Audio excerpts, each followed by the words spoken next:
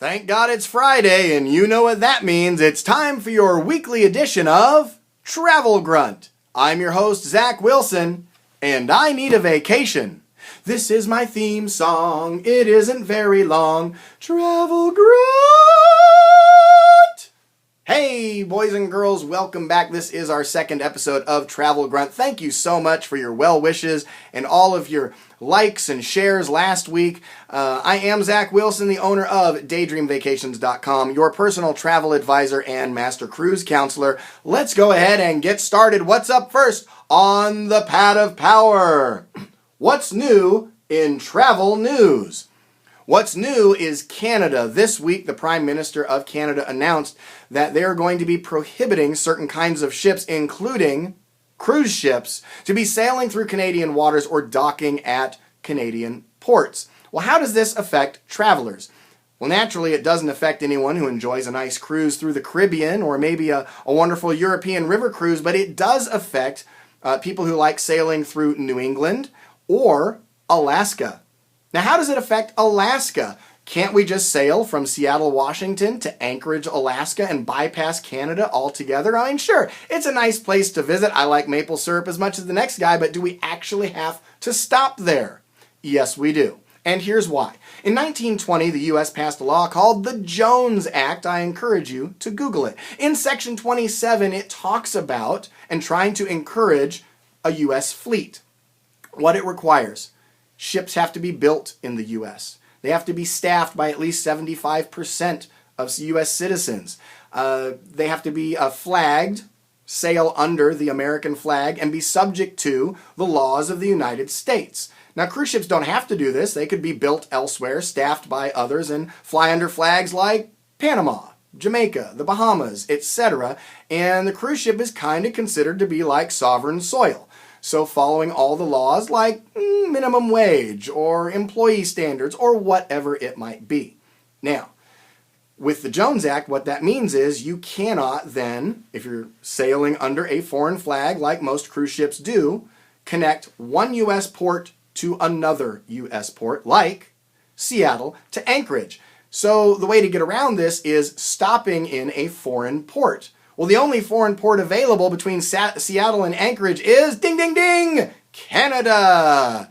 So effectively, they have shut down the Alaska cruise season because they've extended this ban all the way to February of 2022.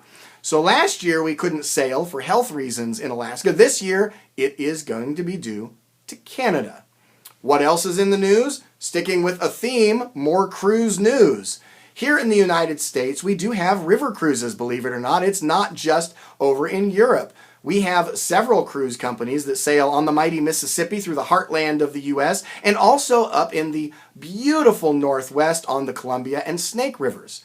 Well, American Queen Steamboat Company and Victory Cruise Lines are the first to announce that beginning July 1st, 2021, all passengers, guests, crew, otherwise any human being to step on their vessels must have the COVID-19 vaccine. Notice I said vaccine and not a negative test result. Right now we see throughout travel that they're wanting negative test results before you travel to these destinations. For instance, if you're flying into the U.S. 72 hours before you board the plane, negative test result. Going to Hawaii 72 hours before you board the plane, negative test result. We're seeing a theme here with testing, and we do believe that part of the CDC's conditional sail order to restart a safe and healthy return to travel for the entire cruise industry is going to require at the dock, at the port, as you're part of the boarding process, taking a COVID test and proving that you're negative.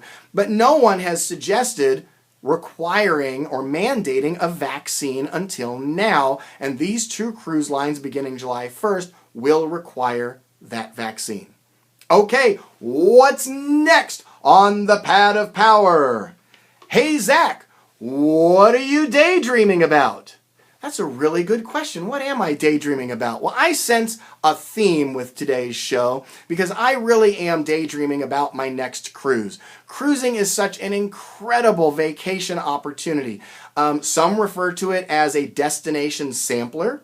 For instance, if you do a Caribbean cruise, recently August of 2019 was my last Caribbean cruise on Royal Caribbean with my wife. We left out of Galveston, Texas. And where did we go? We went to Cozumel, Mexico and got to sample the Mexican destination. Then we went to Grand Cayman and went out to Stingray Reef and swam with the stingrays and got to check out what the Cayman Islands are like. And then we continued on to Falmouth, Jamaica and got to have a little bit of that Caribbean island vibe, right?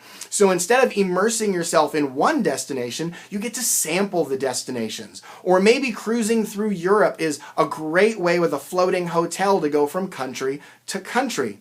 Well, I often have people ask me, hey Zach, how would I know if cruising is really the right vacation for me?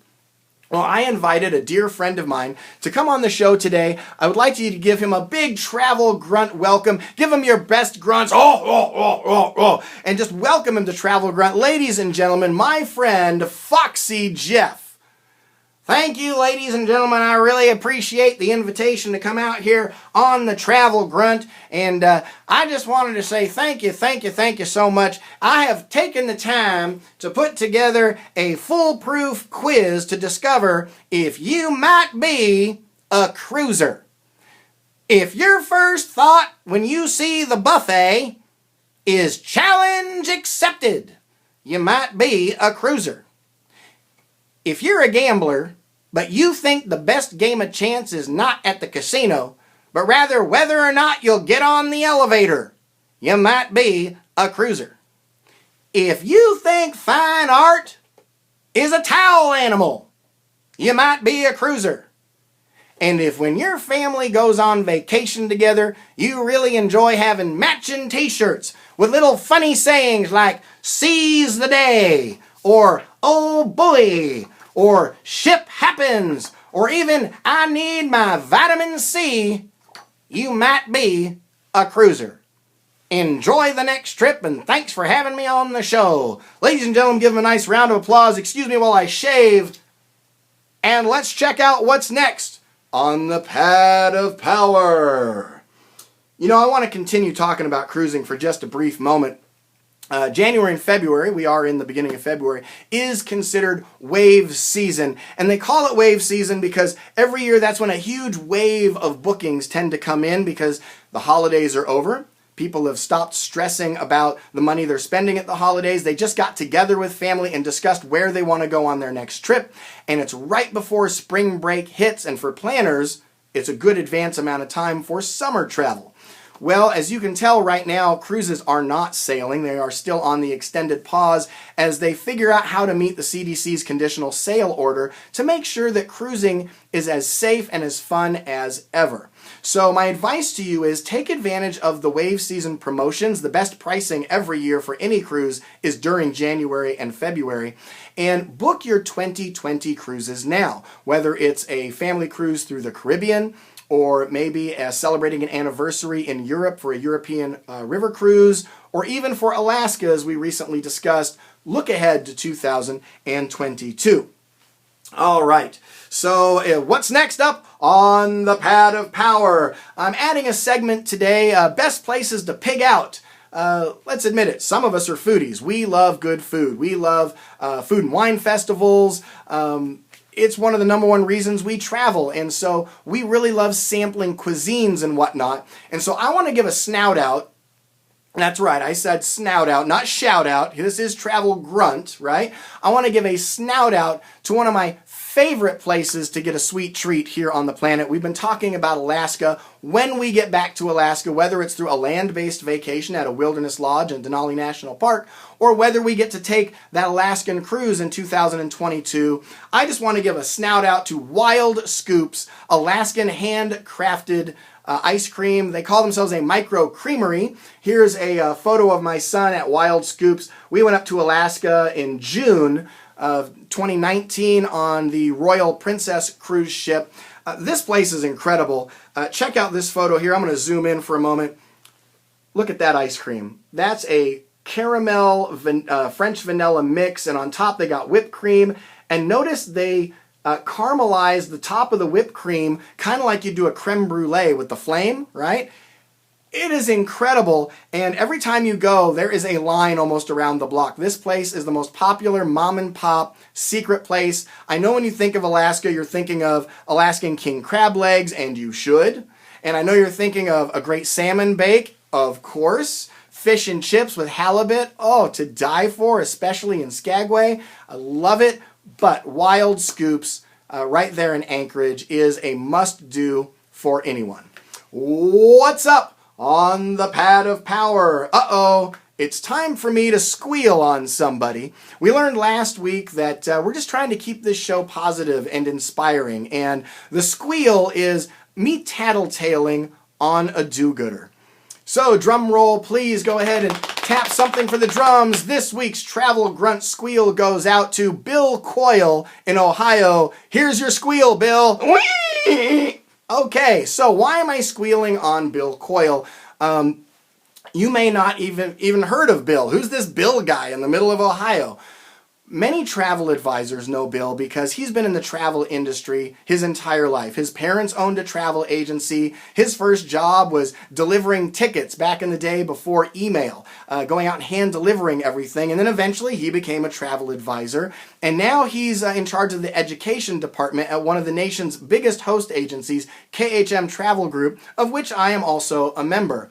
They have thousands of travel advisors across the U.S., and we come together like a family and support one another. Well, as you can imagine, 2020 was a very challenging year for the entire travel industry. Most people don't know that in America, the travel industry accounts for 1 out of every 10 jobs. That is 10% of our economy. And it was affected in a very big way when hundreds of millions of travelers were completely displaced when the world effectively closed to travel. You can imagine the stress, seeking the refunds, the reschedules, the rebooks, every day for a while, and of course since then every week, the rules keep changing. What's required to go here? What borders have been closed? How do I help my client with this cancellation? Will the non-refundables become refundable? I mean, just the avalanche of needs. Now, there are people in this world that would focus inward and say, well, what can I do to help myself? What can I do to only help my clients who are affected and just kind of survive? This was not Bill. Bill's been in the industry so long that he decided to take his expertise and help others. Chances are, if you had travel that was canceled and you had a travel advisor and they were helping you through 2020, there's a good chance you didn't know it, but Bill actually helped you. I was really impressed with the way he immediately started up a Facebook Live on Mondays and Fridays and started educating travel agents around the country on what's the new update this week, how can we help our clients this week, and providing a lot of emotional support. So on behalf of the travel industry as a whole, Bill Coyle, I want to say here's to you. And sorry, buddy, but I had to squeal on you. What's next on the pad of power? I do like to end every show with an inspirational quote, and I'm going to go ahead and read it from the pad of power. It is a quote from Confucius, and it says, "Wherever you go, go with all your heart." I really love this quote. It really shows that travel is a means of just interacting with others, loving on others, branching out and discovering our greater community, our global neighborhood. If we're supposed to love our neighbors, and who is our neighbor? Quite honestly, it's a small planet. Everyone is our neighbor. So do that. Wherever you go, go with all your heart. Until next week, I am Zac Wilson. Thank you for tuning in and watching Travel Grunt.